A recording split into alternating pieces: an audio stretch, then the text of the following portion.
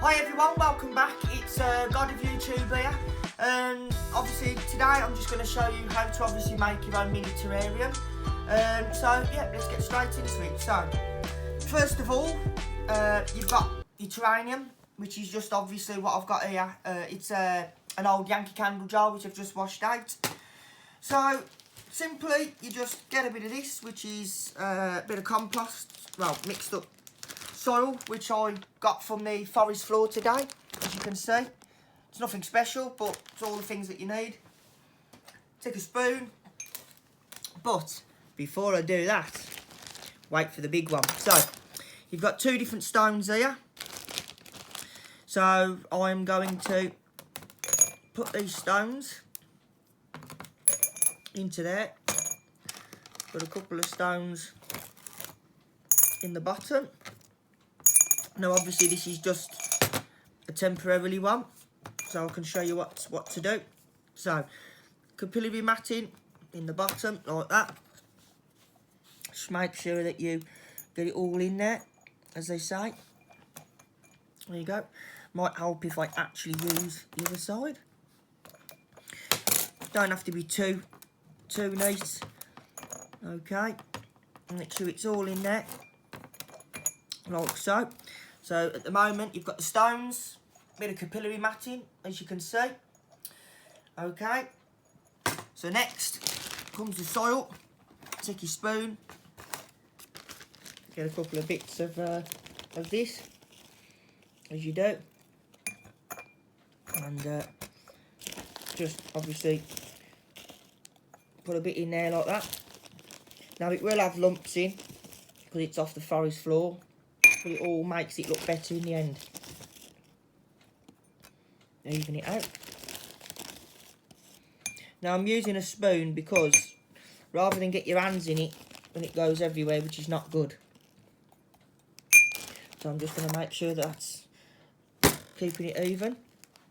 You don't have to be too neat, as sometimes I find out that the more you keep it neat, it doesn't look as good. But if there's any other way that you can think of that's better, please leave a link in the description below. Let me know if there's any other ideas regarding what I'm doing now that you think you want me to do. Okay, make sure that's all like that.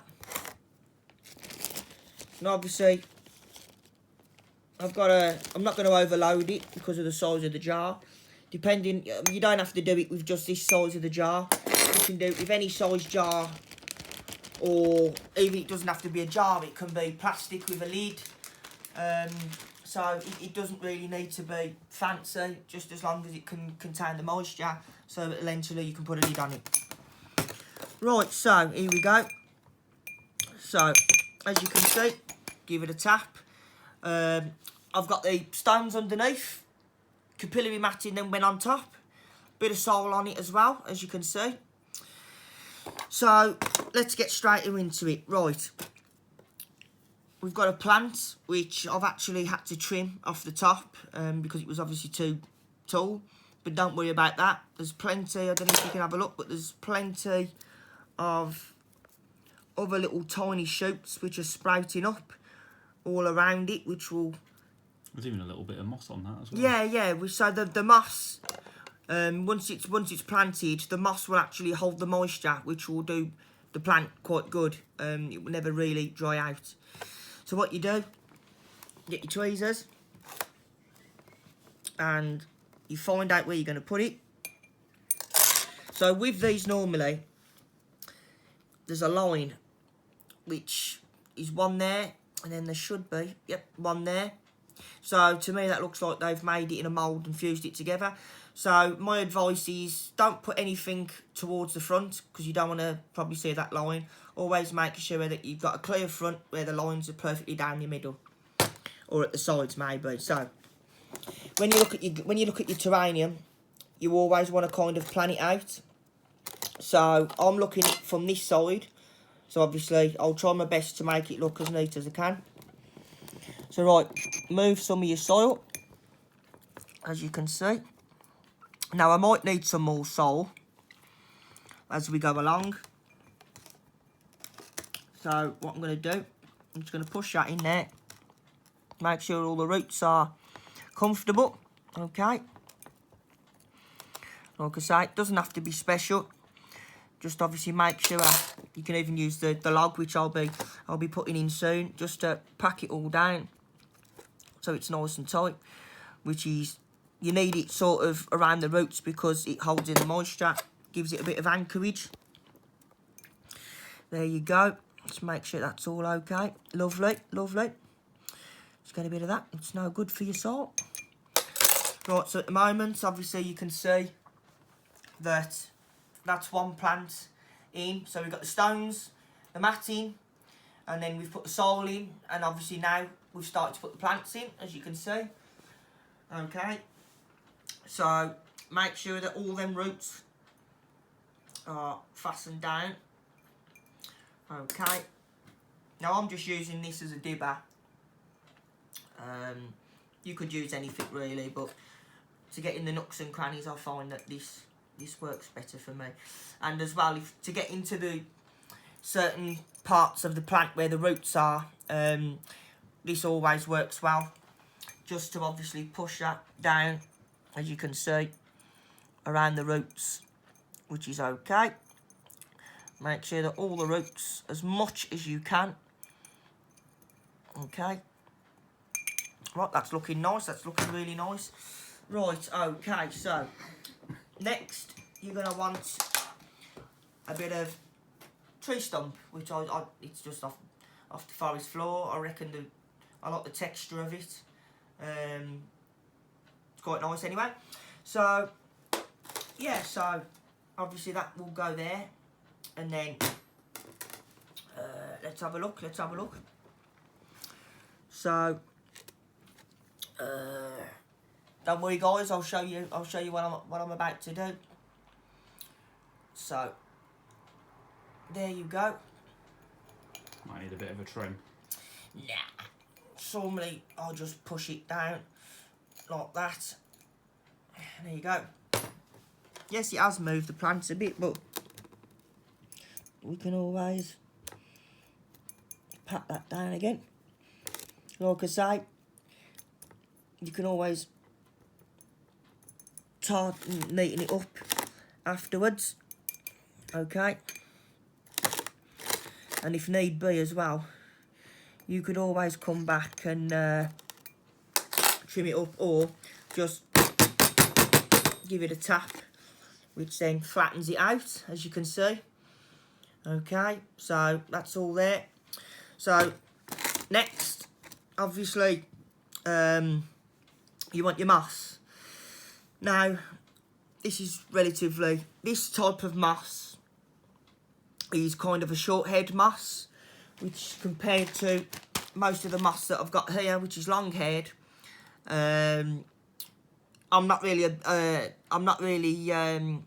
well up on moss. As I say, there's loads of different types of mosses, but I will be using that moss for another video for a bigger terrarium. So if you can identify this moss for us, yeah, put the name of it in the comments. Yes, definitely. If you know what type of moss that is, definitely put it in the comments. It's always helpful. Definitely would help me, so I can put it in the other comments. Right, okay, so 3 different parts there. Moss normally doesn't really grow deep roots. It normally just smothers other things, rotten tree stumps, etc. It mainly lives on wet, moisture environments. So what I'm now going to do is I'm going to now attempt to grab that. Moss is normally quite resistant. So it really doesn't matter how you manhandle it. It will always, it will always get back to the way it was, which is the way you found it wherever it was taken from. Okay. Oh, pardon me. So yeah, you really don't have to be careful with this. It will grow wherever it is anyway. So there you go. So I'll put another bit there, which will go into there like that. And then I'll move that as well, which will go over to there. There you go. Position that down like that. And may just be, I might just then put a little bit more down there, like that. And it's always helpful just then afterwards to just give it a little bit of a tug, just so it fits in snug. And you can always push that in. And it will obviously grow back, guys, so don't think that it won't, because it will. Right, couple of little acorns just to top that off. 1, 2. There you go. 3. There you go. Lovely, lovely jubbly. Couple of sticks, which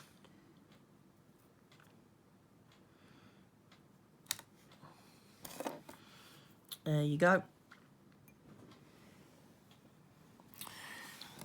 Obviously, that's what you need.